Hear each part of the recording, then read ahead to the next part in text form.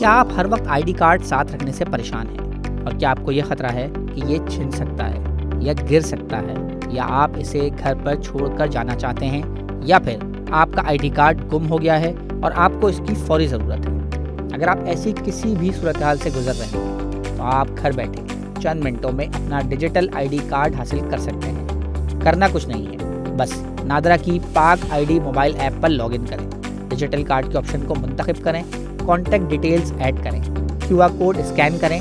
Card का process मुकम्मल होने के बाद ऐप के इनबॉक्स में जाएं और डिजिटल कार्ड डाउनलोड करें। आपका डिजिटल शनाख्ती कार्ड आपके आईडी वॉलेट में मौसूल हो चुका है। मेन स्क्रीन से आईडी वॉलेट में जाएं और डिजिटल कार्ड मुंतखब करें, और अब जहां भी शनाख्ती कार्ड दिखाना हो, डिजिटल कार्ड दिखाना।